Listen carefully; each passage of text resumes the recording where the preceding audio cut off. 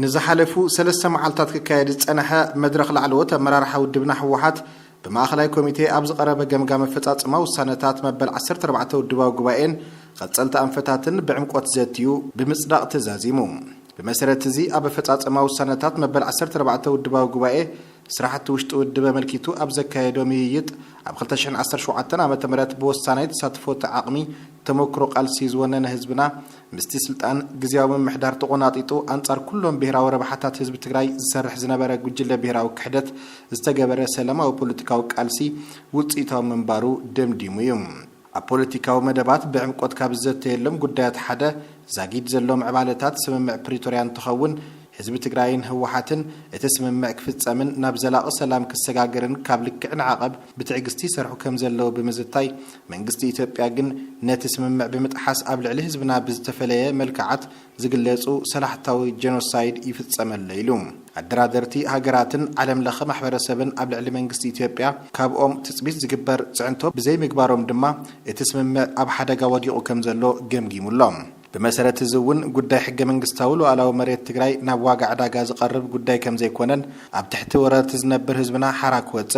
استمزابلون استسددون وجناتنا نب مربتهم كملسو تحتات الجنوسايد كرجاجت أن بخل عمك كالس والسين اللام بمسألة السنة مبل 14 ودبا جواء استدلوا سرحة ريفورم ودبنا زاجد زلوا بركي زتة لعلوية مرارحة ودبنا استدلوا مبجسي حسابات ريفورم عبفت سام سرحة زتي اللب نب ما أخليكم يتقريبا كم زلون نب ببدرجوز ركب أمر رحن عبالنا بمورد ما بستودبنا حفاش من قصقاس كم زتة اللومن تميعيت اللام أب محبرة قطباو مدبات ستان مسألة جيرو أبز قربة جمع أخلاق كوميتيز زتة العلوية مرارحة ودبنا نتي قبل عليه حزب تجري استفدت أمن زاجيد ونز قصل زلة جنوسايد سعيبا مستفدرو محبراون إيكونوميون كلولاوات بعمقات بمزتاي تتكأمنت حزبنا بحفشة بفلايدما أب تتكأمنت دراسة وقت هربنياتات دك أنستيون من أسين ولا حتى بمهاب كسر راح نستقمت أنفت بمعمق ببدرجو زلو أمرار حود دبنا كربارب أب مردا بتحلم سراويتنا زل علوات أجمعت مسألة جيرو بعمقات زتة العلوية مرار حود دبنا هوحات من نوابرو سراويتنا نمم محياش كرخ بومز قباء طغمات طغمن نمم ملاء تجمرو من قصقاسات كالات أفون أب بدرجو زلو أمرارحا نزي تكبار نمتكبار زخلو مدلوات كجبر كم زقباءن أب مردا بتحلم قداي سأتا أبز حزقوان حزبنا أبسقات تحيلو كم زركب بمزتاي ملعات حزب زساتفة رب مقبار وحس سلامن سأتان كبابي كهلو كسر رح وصين اللام أب قداي سنة محدار زر أزلو قعزينان بالشو السرارحن أبز خفاء درجة بزي حكم زلو زق عربة ما بقى سجام جام مسرت جيرو أبز جبرو زيت دما أبز حزقوان قلقالوت بجنزب زعد قال كونتات كم زلون أب مريتن معدن زر أزلو بالشو السرارحن بعمقات بمزتاي أبغت علي ببدرجة زلو مرارحة ناب مسرح تريت آتيو بزتودبنا يحفاش من قصقاس اتساقم من مفتاح كسر رح دمديم اللام أبستنت سرو قد على أنفتات سرحت مسرت جيرو أبزكا يدو زيت دما زاجيد زلو تنكارتات أفتات ما وسنتات مبل 14 ودباو قبائي بمعقاب زي تفتسمو مدبات بغلطف فتسمو ربرب كجبر اللام بزحيتو كواتا أب مرداء بزح اللام ببدرجو زركب أمرار حود دبنا أب متكلاوك ألسيز تمسرت حدنتو بمتنخار ودبنا هوحات بأودا دبان التحساسبان تنكيرو مدرخاوت الأخوك فتسم زخلو قمنا كونن أب زخلو قدايات بعمقوت بميات نتي بما أخلاق كوميتي استقامت أنفت أصديق اللام لعلوت مرار حود دبنا أب حزبنا نسألاليو أبزلو حدقه هلونا بعمقوت دحر مزتاي استراتيجيكا وعقمتات مخته كابزخونه يخون أوان لعل توادي دوم نز حدقه نمقلباس كسرحون استجمرق ألسي كتناخرن أب حابرا ومرداء بزيح اللام كابزب توسخ مس بهراوي ودباتن سيفيك محوراتن حبير كان مسرح ودبنا حزباو يانا حرنة تجراي زجبرو زلت عري أتناغيرك غتل أبستقمت أنفت بمزتاي أب كل مسيرة ورب حتى حزب تجراي حبير كان مسرح زلو قربونت لومون كم تمالي تتناغيرك غتل كم زجباء بمردا أخيبو زازي ملام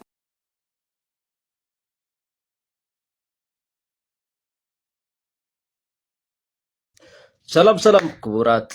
تخاتلتي بيجي بخندي تعرم لسي الله of course ازون under warning يا زلا so ብዙ حسابات يدناغرو ስለዘለው تا زيا تا بيج 53 كي فولوور ዘለዋ ማለት ተሐዚ ዘላትን ፔጅ زيا ጥራሕ እያ ካልእ ፔጅ የብለይን ስለዚ ብዚኣ ክትከታተሉኒ ኣለኩም ማለት እዩ ዘይተወሰነ እዋን ናተይ ኣክቲቪዝም ቁሩብ ኣዝሕል ኣቢለ ኣለኹ ኣብ ኢንተርቪዋት ገለ እውን ኣይቀርብን ምክንያት ኣለኒ እዩ ሎም መዓልቲ ሓንቲ ኢንተርቪው ኣላ ጀስት ኣብ 2 ሰሙን ኣብ 3 ሰሙን ሓንቲ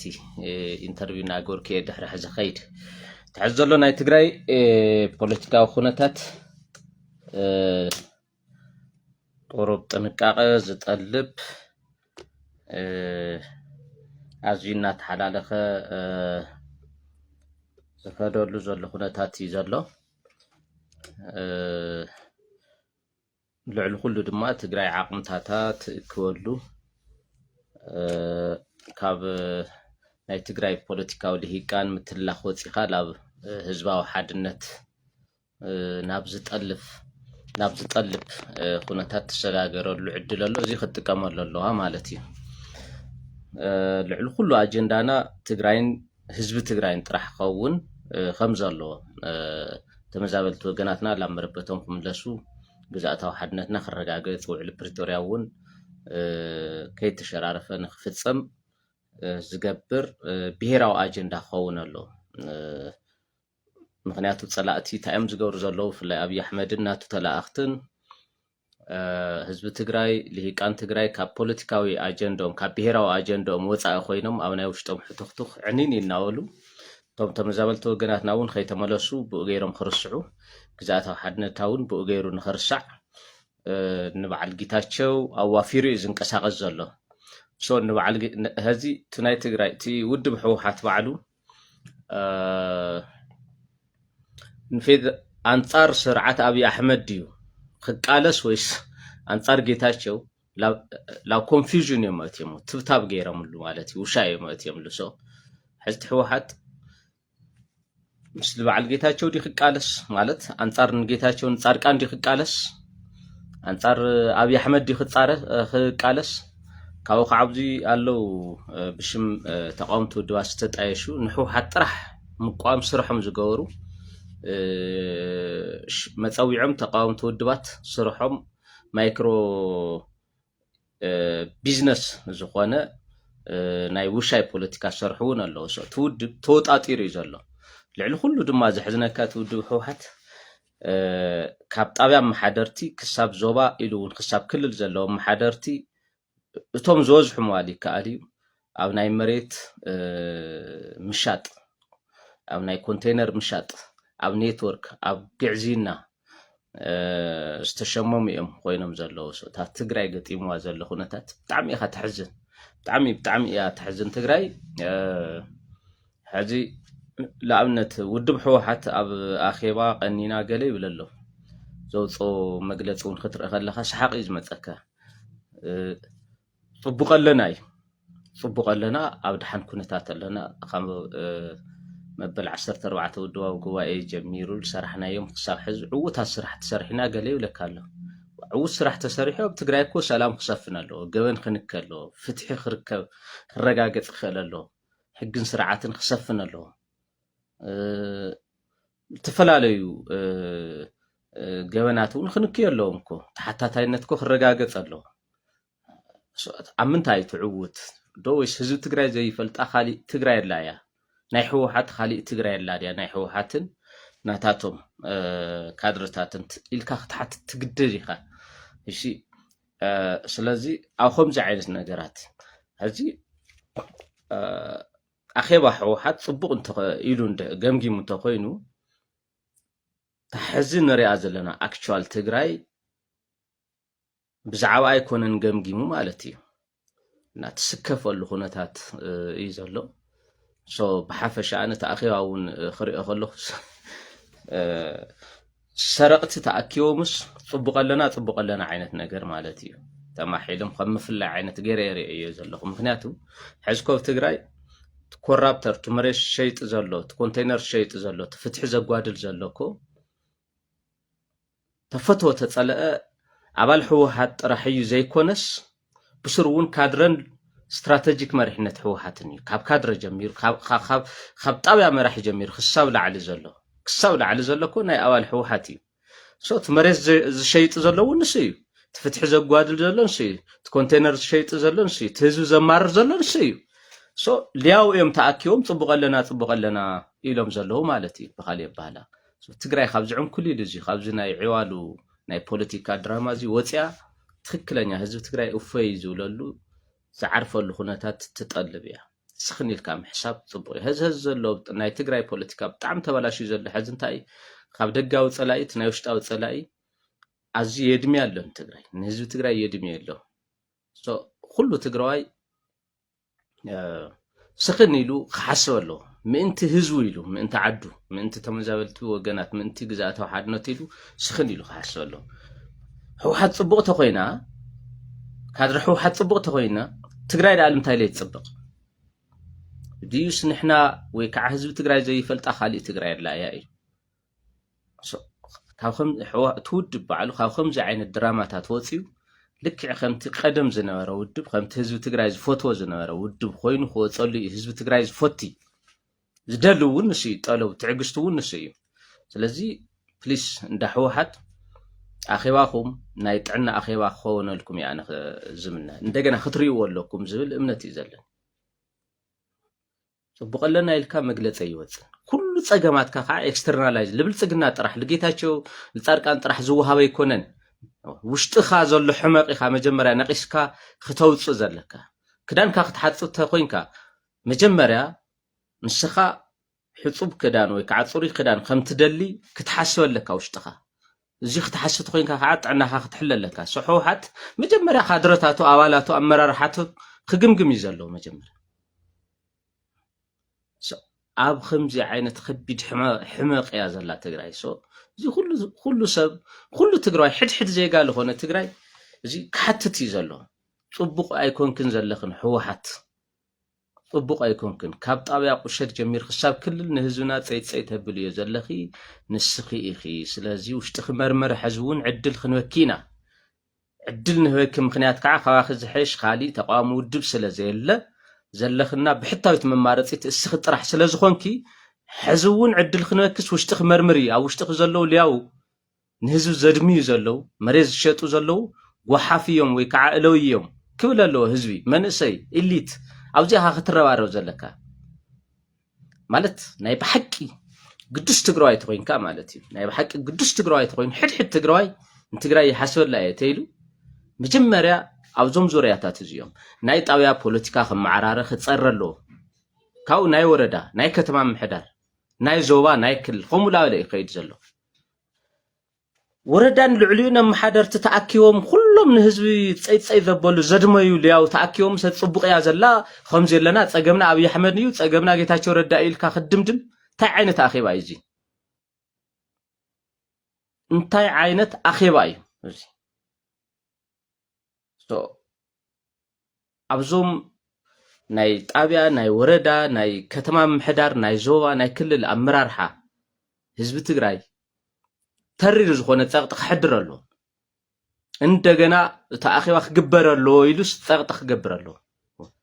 በዓል ስልጣን እኮ እዩ ንህዝቢ ትግራይ ፀይፀይ ዘብል ዘሎ ናይ ተበላፃይ ናይ ፅግዕተኛ ነጋዳይ የማና ኢድ መሳርሒ ኮይኑ ፍትሒ ዘጓድል ዘሎ መሬት ዝሸይጥ ዘሎ እኮ እቲ ሹመኛ ናይ ወረዳ ናይ ጣብያ ናይ ከተማ ምሕዳር ናይ ዞባ ናይ ክልል እኮ እዩ መንዳይ ኢሉ ይባስኪ ሕወሓት እንድሕር ጥዒቱ ኮይና ካድረታታ ጥዑያት ተኮይኖም መንዳይ ኢሉ ትግራይ ለድምያ ዘሎ መን መሬት ዝሸይጥ ዘሎ ፕሊስ ዛ ትግራይ እዚኣ እንድሕር ክትሓዊ ኮይና ናይ ብሓቂ ገምጋም ፅሬት ክግበር ዘሎ ካብዚ ወፃእ ዘለዉ ኣካየዳታት ሕወሓት ብኩሉ ማሕበረሰብ ክፋል ክትፅላእ ዝገብር እዩ ስለዚ ኣብዚ ክስራሕ ዘለዎ ዝብል ውልቃዊ መልእኽተይ ናይቲ ኣኼባ ትዕዝብተይ እውን እዚ ባይዘወይ ብጣዕሚ ኢኻ ትሓፍር ኩሉ ግዜ ፅቡቕ 5 ዓመት ሙሉ ኣብ ኣኼባ ዝተቐመጡ ካድረታት ፅቡቕና ኣለና ይብሉ ፅቡቕ ተሃሊኻ 5 ሰዓት ኢኻ ኣኼባ ትእከብ እምበር 5 ዓመት ሙሉ ኣይትእከብን 5 ዓመት ሙሉ ምስ ህዝቢ ታሕቲ ወሪድካ ትመርሐሉን ስራሕ ትሰርሐሉን መርኣያ ትኾነሉን እዩ 5 ዓመት ሙሉ ትእከብ ተኮይንካ እኮ ትምርሐሉ ሮድማፕ የብልካን ማለት እዩ እና ትግራይ ገጢምዋ ዘሎ ውድቀት ብጣዕሚ መሰከፊ እዩ ካብ ተሓስቦ ንላዕሊ እዩ ሓደ ግዜ ገበናና ዶ እንደገ ክነውፅእ ኮይና ገሌልካ ሱቅ ትብል እሞ ሱቅ ከይትብል ይገብሩካ ማለት እዩ ትእከብኮ ሕማቅካ ነቂስካ ውፅኢካ ምንቲ ክትረም እምበር ፅቡቅ ኣለና ኢልካ ክትወፅእ ኣይኮነን እዚ ናይ ማርያም ድግስ ወይ ከዓ ናይ ኣቡነ ኣረጋዊ ማሕበረ ኣይኮነን ንዓመታ ከምዚ ዕቆርና ኢልካ ትወፅእ ኣይኮነን ፀገማትካ ቀሪፍካ ፖለቲከኛ ትኸውን ተኮይንካ መራሒ ትኸውን ተኮይንካ መራሒ ንክትከውን እዩ ሶ እዚ ሕድሕድ ትግራዋይ ህወሓት ፀገማ ንክትርኢ ብሓቂ እውን ክትገማገም ፀቕጢ ዝፈጥረሉ እዋን እዩ ናትና ፀገም ብዝኾነ ይኹን ኣገባብ ብዝኾነ ይኹን መዐቀኒ ልዕሊ ደጋዊ ፀላእትና ኣይኮነን ቁፅሪ ሓደ ፀላእትና ኮይኑ ዘሎ ሕዚ ውሽጣዊ ፀገምና እዩ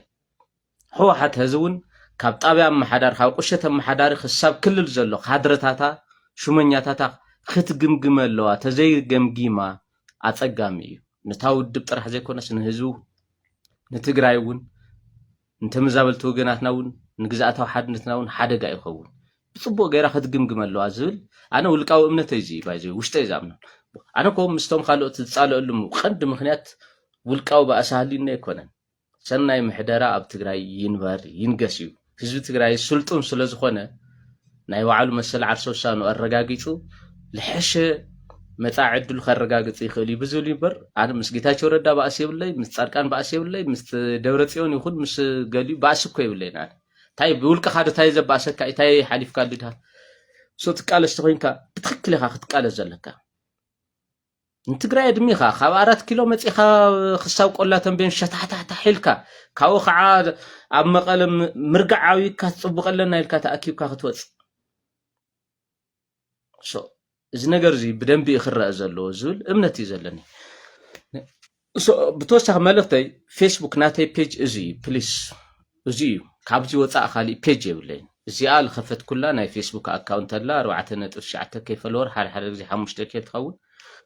እሳ ፔጅ እያ ካብዚ ወፃኢ ግን ማለት እዩ እዚኣ ጥራሕ እያ ናተይ ፔጅ ብዙሓት ሰባት ኣነ ብዝጥቀመሉ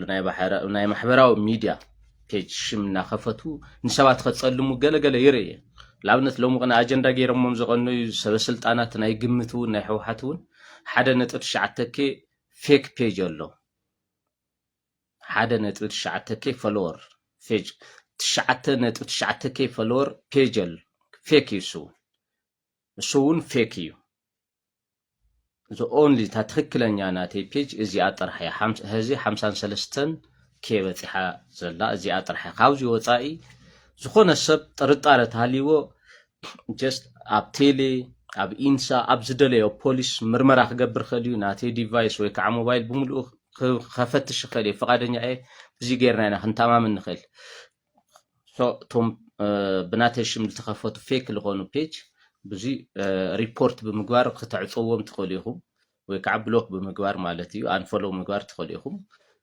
እዚኣ እንደገና ፌስቡክ መሊሱ ክዓፅዋ ስለልኽእል ብሰዓቱ ብዙሓት ሰባት ሪፖርት ስለዝገብርዎ እዚ ፔጅ እዚ ንስኻትኩም ፍሪ ልፍዓተይ ተስፋ ዋዕካ ዝብል ኮሜንት ክትገብሩለዮ ብዚ ይምሕፀነኩም እና ቴንክ ዩ ስለዝሰማዕኩምኒ የቀኒየለይ